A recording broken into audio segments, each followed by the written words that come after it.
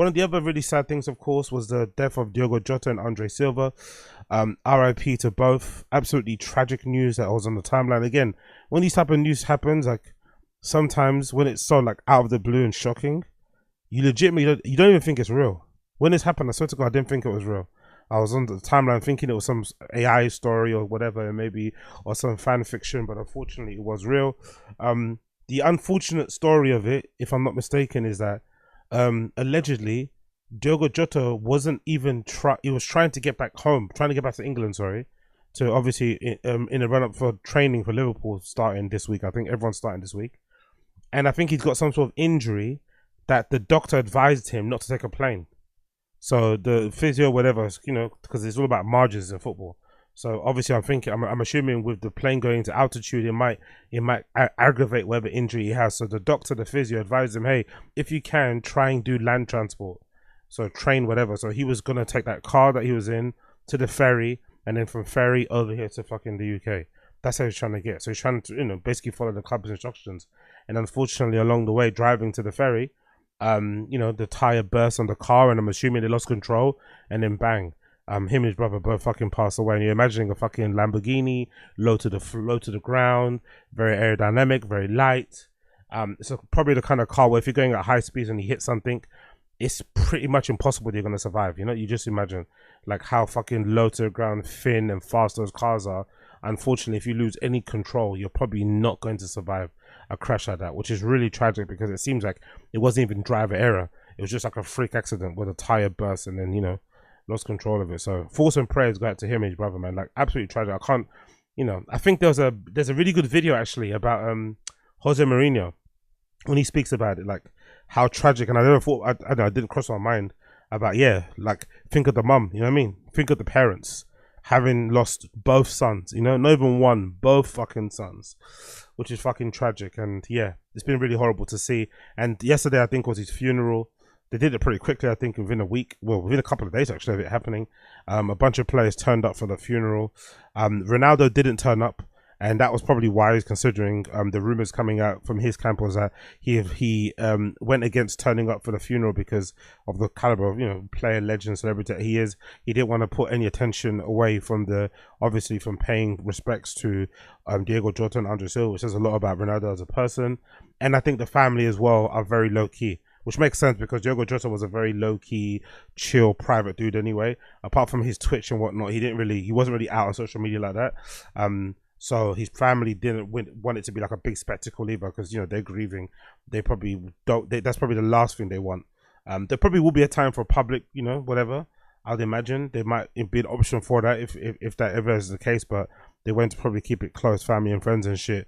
And I'm assuming Ronaldo maybe consulting them said, hey, I send you my wishes, but I'm not going to tank. I don't want to make it into a circus, and probably was the right thing to do. But it was tragic to watch, I'm not going to lie. Seeing the players rock up and trying to put a brave face on it, the family members, seeing the wife carrying the casket. Oh, the wife, man. Seeing the wife holding on to the fucking casket, like holding onto it for dear life, like not wanting to let her husband go. Like, Jesus Christ, man, I can't imagine. I just can't imagine what they're going through. Like, it's legitimately so fucking mad how quickly life can change on a sixpence, you know what I mean? Just the other day, man got married. Just the other day. And then look what happens, man. Fucking hell. So let's read the article. Footballers Diogo Jota and Andre Silva have been honoured by their family and friends and teammates. Jota, 28, was laid to rest alongside his brother Silva, 25, after they died in a car crash on Thursday. Hundreds of locals and supporters gathered at the Irija Matriz in Gondoma, where the brothers were from, in Saturday. Gondoma. The funeral was also brought together huge names from across football, including Jota's teammates, Virgil van Dijk, Andy Robertson, who was seen carrying a floral tributes into the church yesterday, ahead of the ceremony, service was held at Gondomar, a small Portuguese city near Porto that has been left reeling after the brothers died. Yeah, you can imagine as well how big how big they are in that city.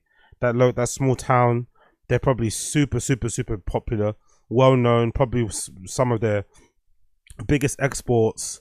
You know, family's probably well known as well. Like, you can just imagine how much people are hurting in that town as well. Jota and Silva died at about 30 minutes past 12, local Spanish province of Zamora. It is understood that they were on the way to take a ferry to Liverpool for Jota's pre-season training when the accident happened. The Portugal forward had undergone minor surgery and the doctors had advised him against flying.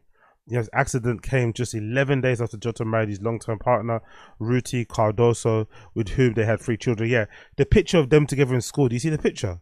There's a picture going around of Jota with his girlfriend in like high school, like secondary school. Like they've been together since then. Like, oh yeah. Like secondary school fucking like love hearts. Love, you know what I mean? Yeah, it's too much, bro. Players for Liverpool FC who only had 3 months ago were celebrating the Premier League win, arrived in a funeral together. Imagine that, by the way. Watching them walk in line each other almost to as they do when walking down the pitch was an emotional experience. There was a strong feeling of community, but also a shared somberness.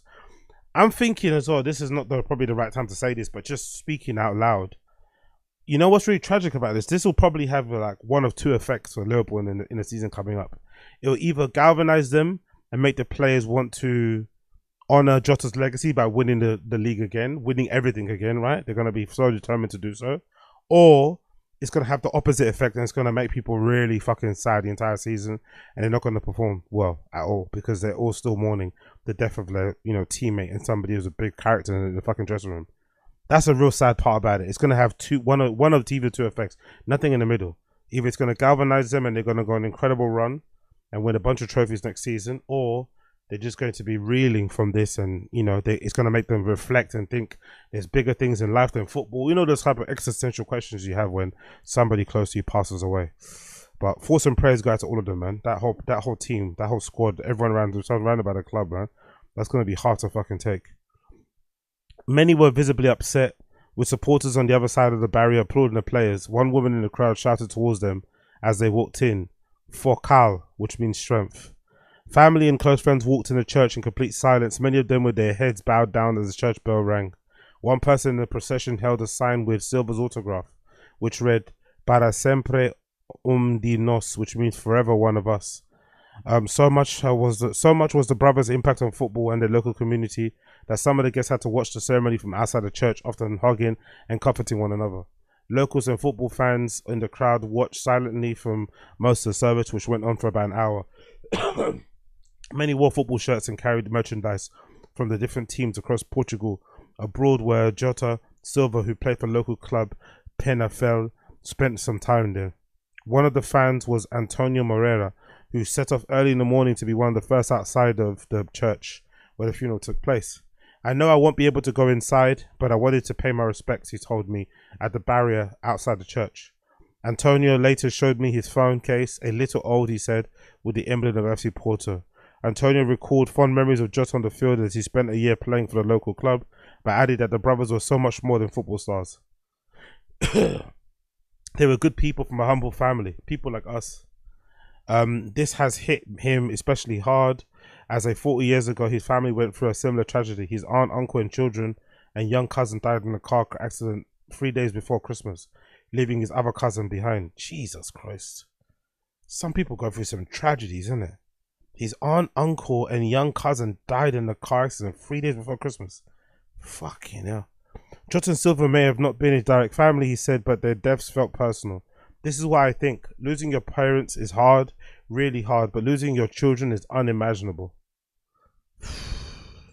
Jota's journey as a player inspired many people in Gondoma. Football fan Fabio Silva told me he has kept up with the brothers since they started at local clubs and said that they had to be here for their final journey. Despite the impact they had on football, even financially, they never let it show. The community is sad, devastated, it says. Having spent some time with them over the years, Fabio said there was only one reason he was there: respect for the brothers and the family. Fuck, man.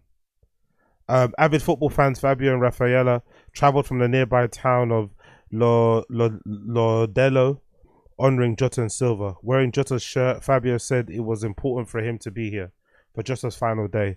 Both said it meant a lot to the community. They watched the ceremony from the outside the church like hundreds of others. This example that you need to live life to the max, because you never know when you'll be your last day. Say everything you want to say, need to say. Tomorrow could be your late. Yeah, very, very true, man. Very, very, very fucking true.